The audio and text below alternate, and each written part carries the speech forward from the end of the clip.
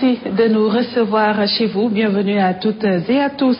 Port du voile intégral, Imam Youssoupha Sarr, en phase avec le chef de l'État, Macky Sall, il trouve qu'il faut interdire ce voile intégral au burqa, car c'est une question de sécurité nationale qui se pose.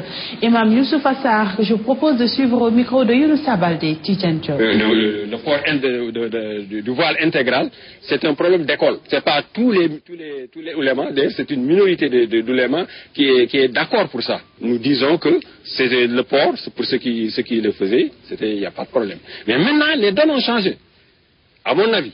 Parce que tout simplement, la situation géopolitique du terrorisme, vous la comprenez tous. Cela, pour combattre quelqu'un, il faut absolument l'identifier. On ne peut pas sacrifier des vies humaines au nom, par exemple, de principes qui ne sont même pas des principes fondamentaux. Le problème de sécurité fait qu'on doit savoir qui est qui.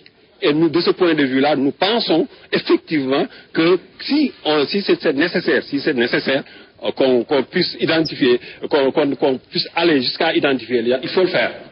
Et puis je vous rappelle, comme l'a mentionné tout à l'heure Fabrice, à la une du quotidien La Tribune, quotidien du groupe des médias, Imam Ndao et ses acolytes ont été transférés à la prison de Saint-Louis. Le porte-parole des Mourides, Serigne Bassirou Abdou Khadre, et l'hôte de la ville de Guédiawaye, sera à la tête d'une forte délégation de 250 personnes envoyées par le khalife général des Mourides, Serigne Sidi Mokhtar Mbacké, une visite qui entre dans le cadre des journées décentralisées de Cheikh Ahmadou Bamba Mbacké Khadim Rassoul. C'est un prélude au Magal édition 2015. Face à la presse hier, le comité d'organisation locale annonce que tout est fin prêt. Nous reviendrons dans nos prochaines éditions sur les explications de l'imam Youssoupha Sarr, le porte-parole du jour.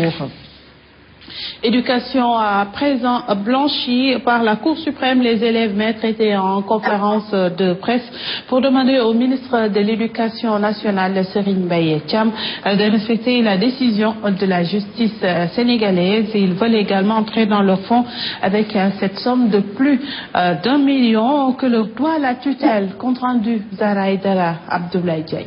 Accusés de fraude par le ministre de l'Éducation nationale il y a de cela plus d'1 an et demi, leur taxant qu'ils n'avaient pas le bac ni le niveau et qu'ils avaient donné 600 voire 800 000 pour être admis au concours des élèves maîtres. En conférence de presse, ces derniers se rappellent encore la déclaration du ministre disant qu'ils avaient fait plus de 150 fautes sur les dictées.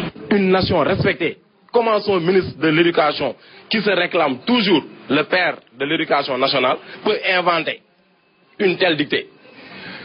Nous avions fait notre concours en 2013, le 18 septembre 2013. Mais cette génération n'a même pas fait de dictée. Sur cette affaire, la Cour suprême a blanchi le vendredi dernier les 690 élèves maîtres. Cette notification demande à l'État du Sénégal et particulièrement à Serigne Mbaye Thiam de réintégrer ces jeunes-là. On a le droit de suivre une formation, de percevoir nos bourses, de se présenter aux examens du fin de stage. On a le droit aussi d'être affecté. De plus, ils affirment que le ministère de l'Éducation nationale leur doit de l'argent. Durant les 9 mois, chaque mois, on devait percevoir notre bourse. Ça fait 1 milliard 138 500 000 en tout. C'est-à-dire jusqu'au mois de septembre, jusqu'au 30 septembre. Et les 4 mois de bourse qui restaient. Ils demandent le respect du verdict de la Cour suprême et décident d'internationaliser le combat si jamais la décision n'est pas respectée. Et nous reviendrons également dans nos prochaines éditions sur ces précisions de Mamadou Lamine Dianté. C'est le secrétaire général, plutôt c'est le coordonnateur du grand cadre qui revient sur ces sanctions qui se poursuivent toujours avec les résultats des concours qui n'ont pas encore publié. Ce concours qui c'est Mamadou Lamine Dianté qui revient toujours sur ces difficultés que vivent ces élèves maîtres par rapport à cette position de la tutelle, cette position de Serigne Mbaye Thiam qui a décidé de suspendre ses élèves maîtres. Nous parlons à présent de la responsabilité sociétale des entreprises sous le regard croisé des femmes engagées dans le développement inclusif et durable du Sénégal. C'est le thème de la 7e édition du Forum international qui va se tenir du 19 au 22 novembre 2015 à Dakar et Guédiawaye, avec la participation de 250 participants. À une salle maire de la ville de Guédiawaye revient sur cet événement et l'organisation. Il est au micro de Nanko Bakayoko Tidjan Diop.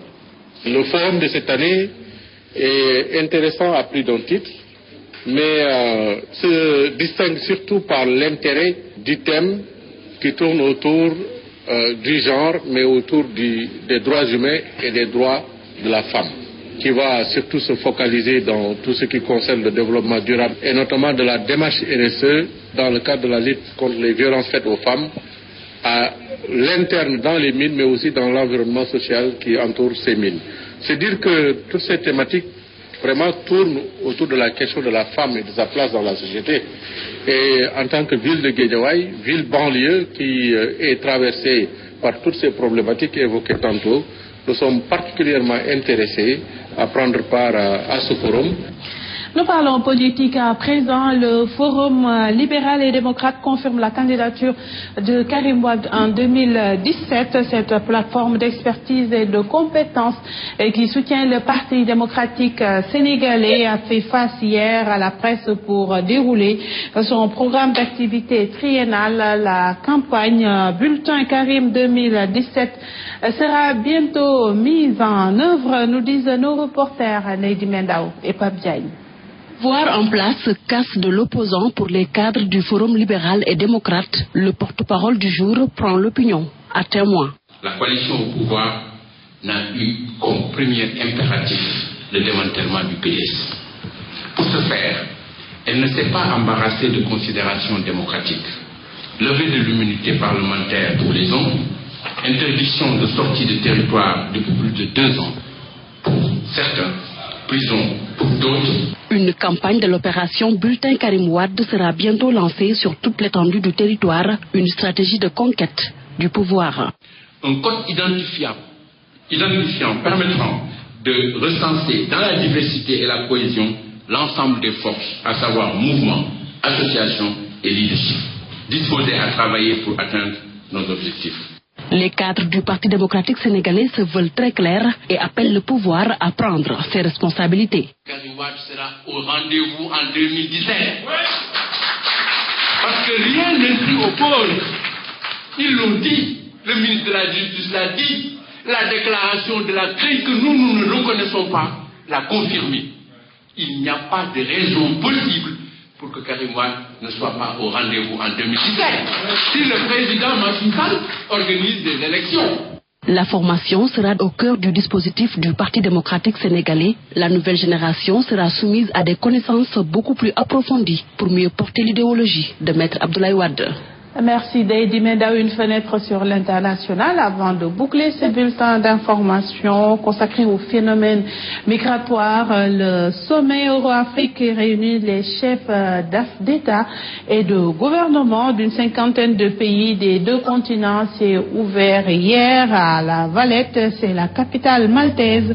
L'objectif affiché est de trouver des réponses communes à la crise migratoire touchant l'Europe. Nous reviendrons certainement sur cette rencontre avec notre envoyé spécial à Malte, Salif Kébé-Saro. Ce sera certainement dans nos prochaines éditions.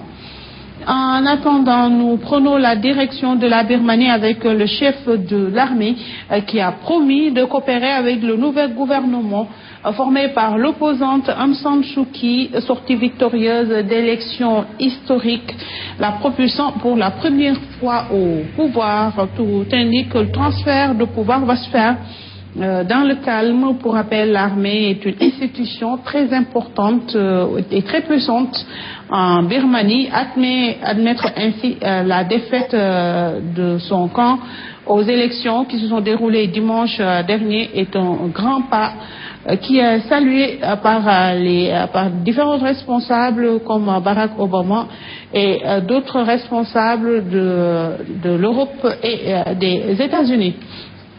C'est tout pour ce bulletin d'information. Merci de votre fidélité renouvelée à la première télé urbaine du Sénégal. L'info revient tout à l'heure à 7h30. Membé Gaye sera avec Elhadji Ahmed Aïdara.